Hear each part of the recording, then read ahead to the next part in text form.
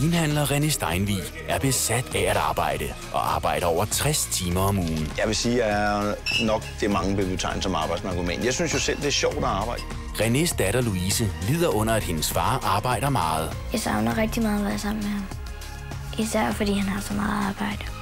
Flere og flere danskere er ligesom René afhængige af deres arbejde. Men Louise har fået nok. Hun har besluttet sig for at gøre noget ved det. Jeg vil godt bortføre dig. Vil du bortføre mig? Ja. Først vil Louise tage sin far væk fra hans arbejde, uden telefon og uden kontrol over, hvad der skal ske. En plan, der ikke bliver let. Jeg savner min mobil. For eksempel i morges. Jeg vidste ikke, hvad klokken var. Efterfølgende vil René blive holdt gidsel i sit eget hjem, for at lære at bruge mere tid sammen med Louise. Jeg har nogle ting med arbejde, der skal løses. Der skal mærke det med min krop. Det er ondt i maven, det er kvalme, det er halsbrand. Først når Louise mener, at René er blevet den far, hun altid har drømt om, vil han få sin telefon tilbage og lov til at begynde at arbejde igen. Selvfølgelig er der noget arbejde for ham, som der er rigtig vigtigt, men jeg synes jo også selv, at jeg er ret vigtig, fordi jeg behøver ham, ikke?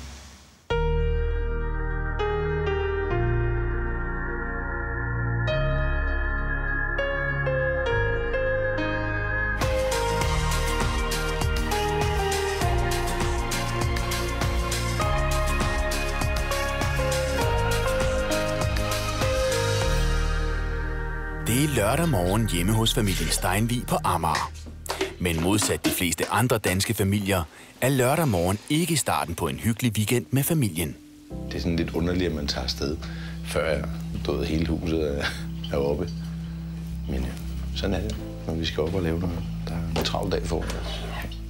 René ejer en vinbutik på Amager. Han tror, han er med i et program om selvstændige erhvervsdrivende, og han ved ikke, at Louise har planer om at bortføre ham. Der er kommet en enkelt mail, jeg lige skal svare på, så det må jeg lige gøre.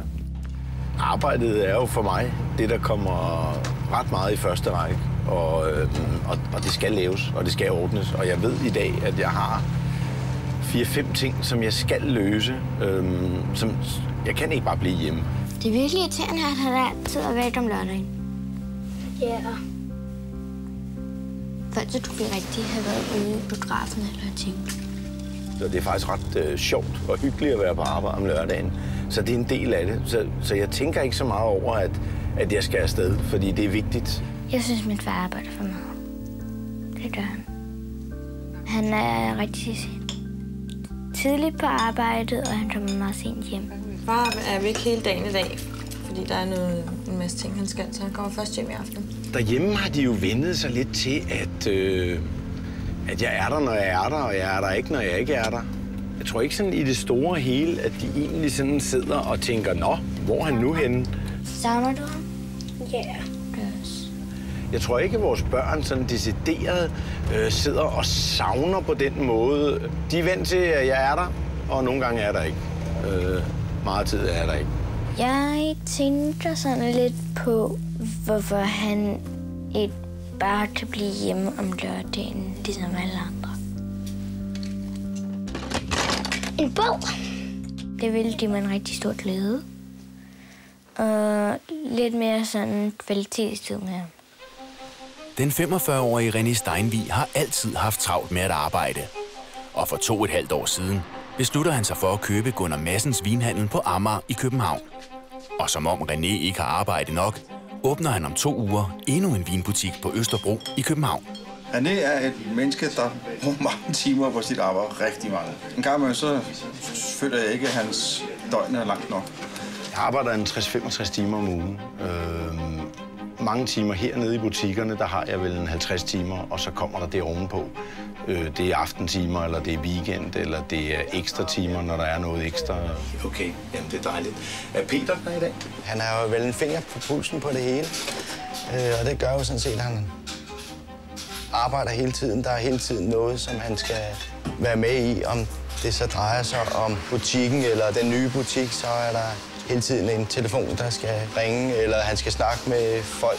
Goddag, Daniel. Det er René. Tak for i går. Ligesom han svæver hen over en og holder øje med en på en eller anden forunderlig måde. Man føler sig ikke bevogtet eller overvåget på nogen måde, men på en eller anden måde, så er han her bare og ser, at tingene fungerer, som det skal. Jeg kan ikke forstå, hvorfor han ikke holder fri, på grund af, at han har så meget arbejde, og så kan jeg ikke forstå, hvorfor han ikke lige tænker, at nu har jeg brug for en fridag. Jeg vil sige, at jeg er nok det mange vil betegne som arbejdsnarkoman. Jeg synes jo selv, det er sjovt at arbejde. Jeg kan godt lide at lave noget. Men jeg kan da godt se, når nogen kigger på mig og måske synes, at der er nok... Altså, de tænker nok, det er godt, det ikke er mig. God dag. Hej. René og Karina møder hinanden i 1997. 2 år senere bliver de gift. På det tidspunkt er Karina allerede gravid, og en måned senere kommer deres første barn Louise til verden. Blot 4 år efter, i 2003, bliver sønnen Lukas født. I dag fylder vinbutikkerne stort set hele Renés liv. Jeg er meget afhængig af min kalender. Jeg er meget afhængig af min telefon, og jeg er afhængig af min bærbare. De 3 ting skulle helst gerne spille. Det starter her på Amager, og der skal jeg sikre mig, at weekenden den er i orden med bemandingen og med de ting, vi har ligesom sat i gang. Så skal jeg til Østerbro, der skal vi ind og måle op. Og så tager jeg til Even Weeks. Så skal jeg tilbage til Amager og lukke af her. Jeg skal have fat i advokathuset, så skal jeg have fat i udlejer fra Østerbro. Og så skulle jeg gerne hjem senere, når nu vi får lukket butikken af. Jeg kan mærke den stress, fordi at han tager der rundt og har et ro, og han er alle steder på en gang og siger, jeg skal nå det, jeg skal nå det. Der er også tit, hvor han siger til mig, ja, i dag kommer jeg sent hjem, sådan så jeg ikke når at se dig i dag, fordi jeg kommer så sent hjem, at du er sent. Så når jeg det her med den dag.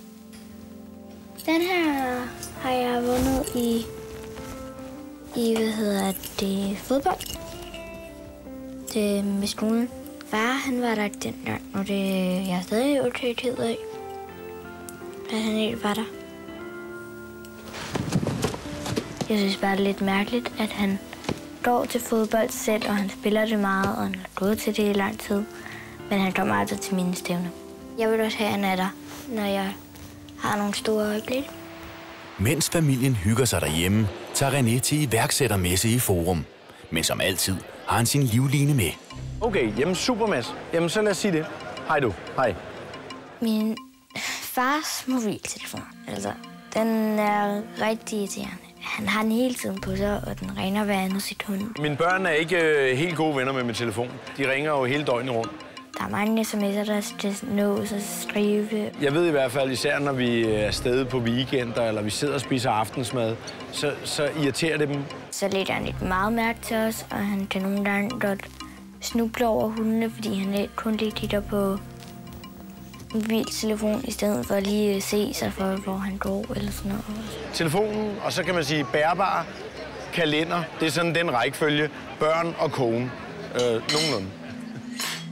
Det er blevet aften, og resten af familien er allerede gået i gang med spisningen, da René, som han så ofte gør, kommer sent hjem.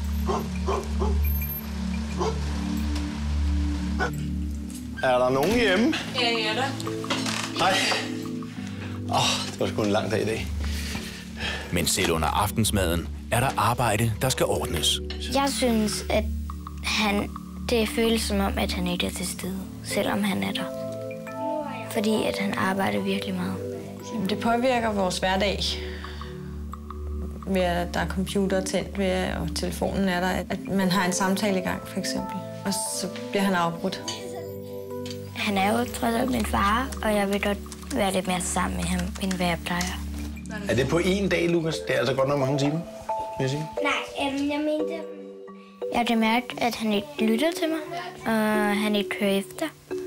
Jeg har det rigtig dårligt, især fordi han ikke gider lytte.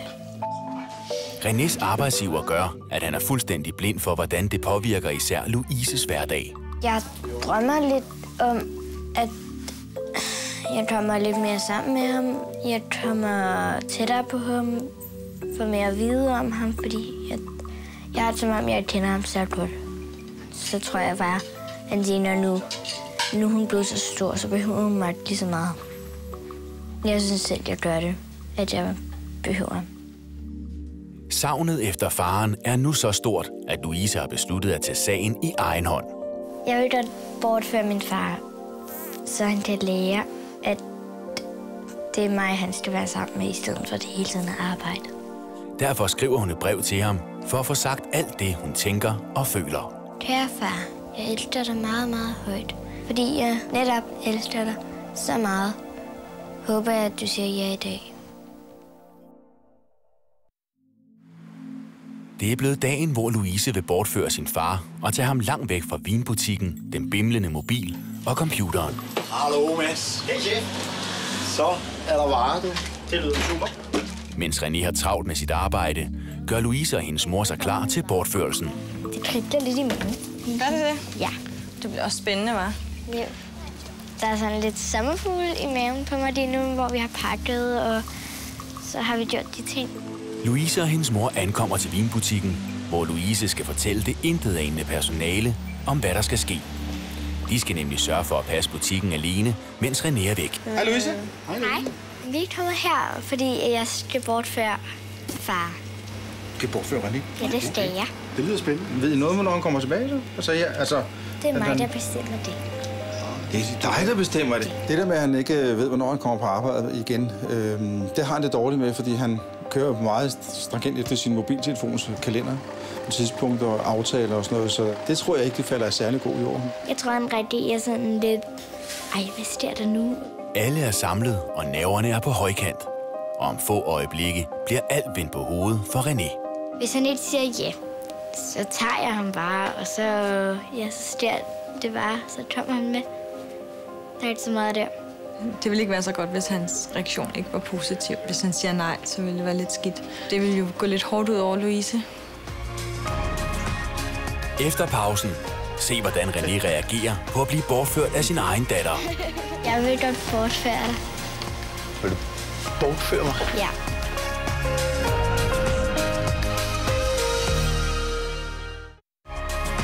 René arbejder langt over, hvad den gennemsnitlige dansker gør. Han tror, han er med i et program om selvstændige erhvervsdrivende, men i virkeligheden er hans datter Louise i al hemmelighed i gang med at planlægge at bortføre ham. Bortførelsen skal få Louises far til at indse, at der er andet i livet end arbejde. Jeg er rigtig spændt på, hvad han siger. Jeg er spændt på at se, hvordan han reagerer. Er vi nu helt sikre?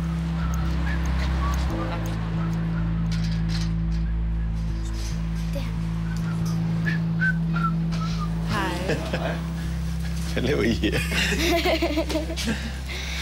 Hej, far. Hej, Louise. Jeg vil godt bortføre dig. Vil du bortføre mig? Ja. Okay. Ja. Jamen, Men først vil jeg godt lige sige noget. ja. Kære far, jeg elsker dig meget, meget højt, og det du gør for mig. Men jeg vil have mere tid sammen med dig. Du har altid stået ved siden af mig, når mor ikke har haft tid. Du har været den, der forstod mig bedst, fordi jeg har været sådan lidt mere drengepigeagtig. Men inden for de sidste år har det været som om, du ikke har haft tid til mig. Fordi du arbejder meget. Jeg bliver ked af det, når du taler i telefon, og jeg gerne vil sige noget til dig.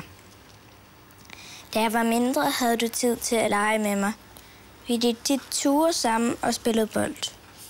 Det var en rigtig skøn tid. Kære René, du er alt, hvad man kan ønske sig af en god mand. Du er sød, kærlig og arbejdsom. Og det sidste ikke mindst. Du er manden, som vil gå gennem ild og vand, for at vi andre skal have det godt. Og det er jo dejligt at vide. Jeg kan mærke på Louise, at hun savner dig mere og mere i dagligdagen. Og fordi dit arbejde fylder så meget, bliver hun overset. Det gør ondt på mig at se, at hun føler, at du ikke helt er der for hende, når hun mangler dig. Det er nu, du skal nyde børnene. For der er ikke lang tid tilbage for dem at være børn i. Så det er nu, du skal være der.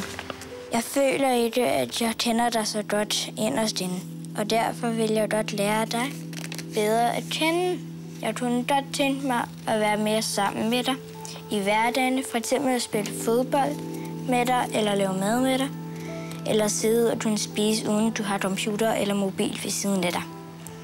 Fordi jeg netop elsker dig så meget, håber jeg, at du vil sige ja i dag. Ja i dag. Til at bortføre mig. Louise. Louise, din slyng. Jeg ved da godt, hvem du er. Bortføre